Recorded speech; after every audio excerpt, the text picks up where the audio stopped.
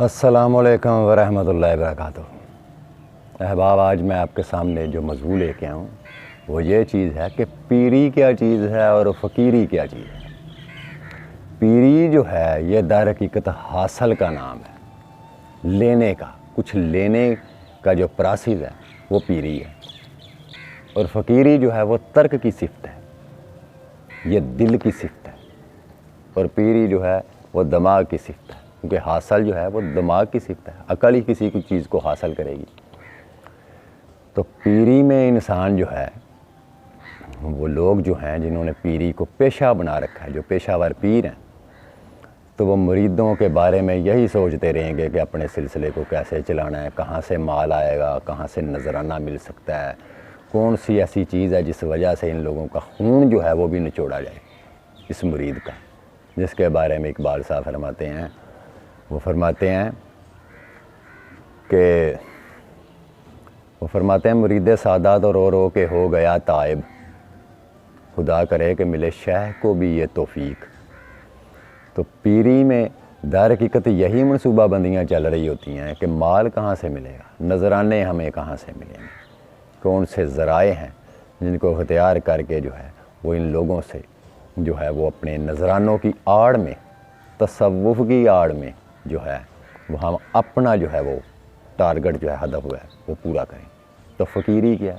فقیری ہر چیز کے ترک کا نام ہے، اور اسی کے بارے میں اقبال صاحب نے بہت اچھی رہنمائی فرمائی ہے۔ وہ فرماتے ہیں نگاہ بلند سخن دل نواز جہاں پرسول، یہی ہے رخت سفر میرے کارواں کے لیے، کہ اہل فقر جو ہیں، اہل فقراء جو ہیں، ان کا شیوا یہ ہے کہ وہ اپنے رب کے سوا کسی اور پر توکل نہیں رکھتے، ان کی نگاہ اپنے رب پہ ہوتی ہے۔ نگاہ بلند سخن دل نواز، ان کی گفتگو جو ہے وہ دلوں کو مو لینے والی ہوتی ہے، دلوں کو مسخر کرنے والی ہوتی ہے، دلوں کو گرویدہ کر دینے والی ہوتی ہے، کیونکہ وہ دل کی دنیا میں داخل ہوتے ہیں، وہ صاحب دل لوگ ہوتے ہیں، اور ان کی زبان جو ہے ان کا دل ان کی زبان بن گیا ہوتا ہے، ان کا حال ان کے الفاظ بن جاتے ہیں، پھر ان میں الفاظ کی وہ تاثیر ہوتی ہے، کیونکہ وہ اپنے رب کے حضور بالکل خالص ہوتے ہیں، اس کی محبت میں خالص ہوتے ہیں، وہ اللہ کے سوا کسی اور پر توکل نہیں رکھتے، اسی کو اپنا معبود اور اپنا جو ہے وہ مسبب الاسباب جو ہے وہ در حقیقت اسی ذات کو سمجھتے ہیں۔ تو فقیری جو ہے یہ دل میں داخل ہونے والا راستہ ہے، تو پیری جو ہے یہ عقل میں داخل ہونے والا راستہ ہے۔ تو عقل کیا ہے؟ کہتے ہیں کہ عقل جو ہے یہ سوز دماغ ہے، اور عشق جو ہے یہ سوز روح ہے۔ اب سوز روح میں اور سوز عقل میں جو ہے یہ بڑا فرق ہے۔ تو نفس کو ہم جب تک نہیں سمجھیں گے کہ نفس کیا چیز ہے اور نفس کون سی چیزوں کی طلب کر رہا ہے، تب تک ہمیں یہ چیزوں کے اسرار جو ہیں وہ ہم پہ عیاں نہیں ہوں گے۔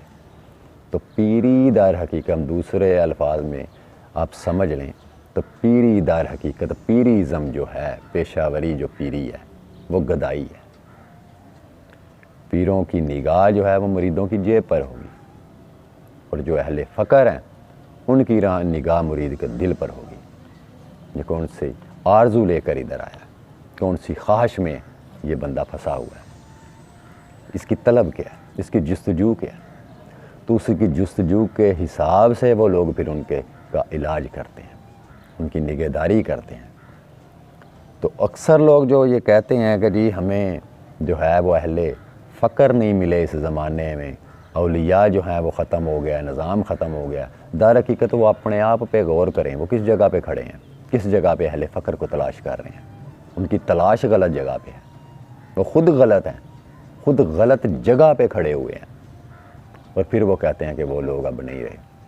تم ان لوگوں کے پاس کھڑے نہیں ہو، تم غلط جگہ پہ کھڑے ہو، تم کرگس کے پاس کھڑے ہو کے جو ہے جو مردار کی متلاشی ہے، دنیا کو مردار ہی اولیاء اللہ نے بولا نا کہ دنیا کے مردار کی مانند، تو جو دنیا کا طلبگار ہے، دنیا کا حریص ہے، اب اس کو تم سمجھو کہ یہ اہل فقر لوگ ہیں، یہ فقراء اور اولیاء اللہ ہیں، تو آپ اس معاملے میں غلط ہو۔ بروز حشر آپ کو دوسرا جواب جو ہے وہ نہیں ملے گا، آپ کی جرت نہیں ہوگی کہ اللہ کی ذات سے آپ کہیں کہ مولا میں نے تو ان لوگوں کی تلاش کی، وہ مجھے لوگ نہیں ملے۔ اللہ کی ذات بولے گی تو کس جگہ پہ کھڑا تھا، کیا وہ اہل فقر تھے؟ وہ لوگ جن پر میں نے اپنا انعام کیا، تم تو ان لوگوں سے آشنا ہی نہیں ہو، تم نے تو اپنی عقل سے ان لوگوں کو خود ہی بنا لیا کہ یہی اللہ والے ہیں، حالانکہ وہ تو پیشہ ور لوگ ہیں۔ تو جب آپ اپنے علاج کے لیے ڈاکٹر کو لے کے آنے کی بجائے کسائی کو گھر لے آئیں گے تو آپ کا آپریشن وہ کس طرح کا کرے گا؟ آپ خود اندازہ لگا لیں۔ آپ ڈاکٹر کے پاس گئے یا کسائی کے پاس گئے؟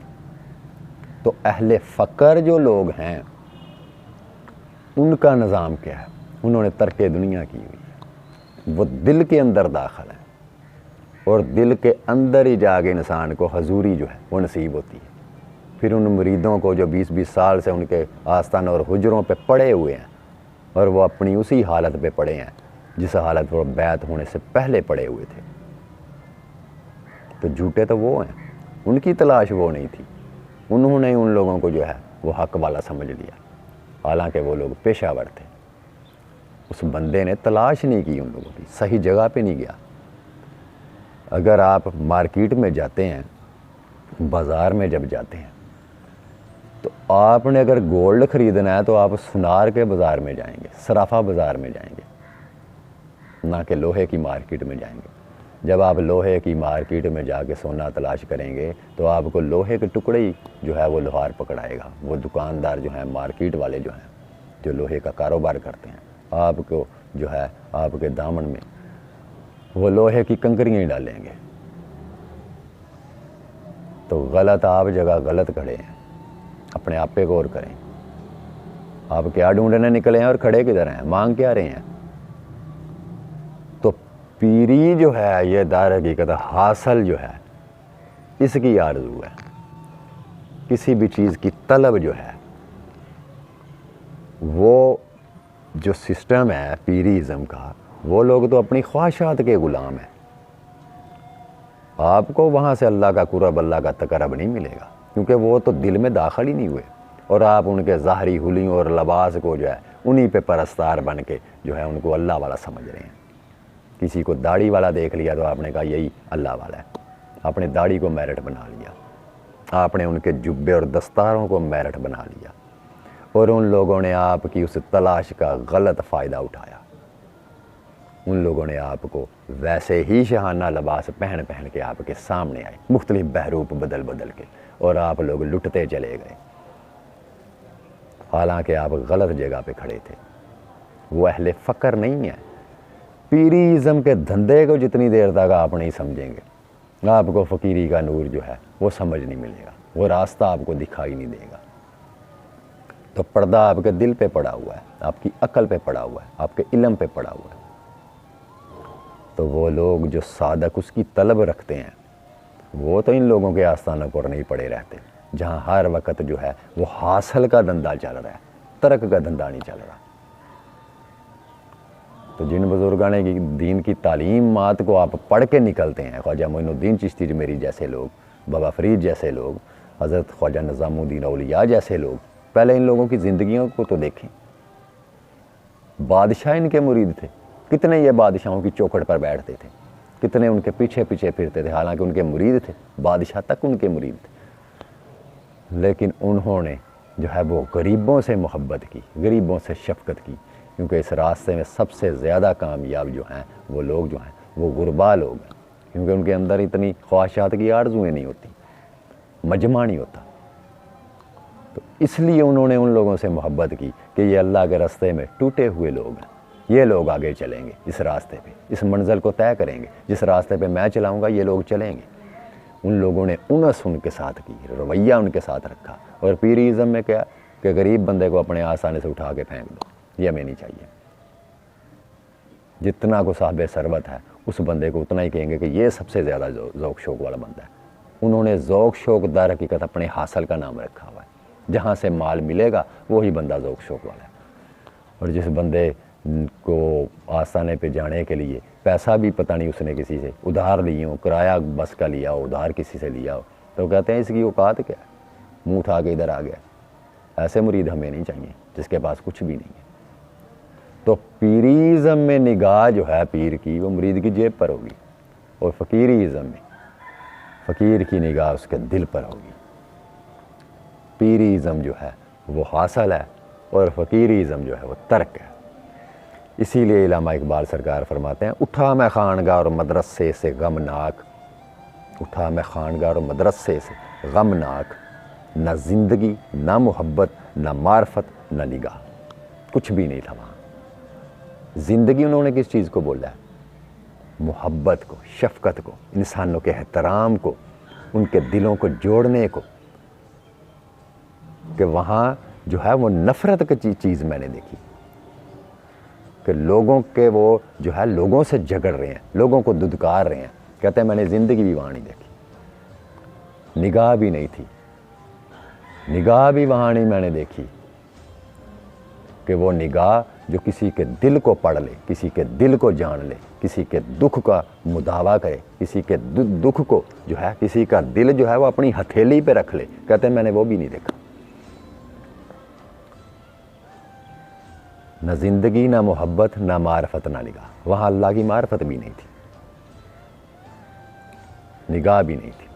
तो इसलिए ये उन लोगों का अपना कसूर है जो गलत जगह पे जाके दस्तक दे रहे हैं और फिर कहते हैं जी हमें तो कुछ नसीब ही नहीं हुआ।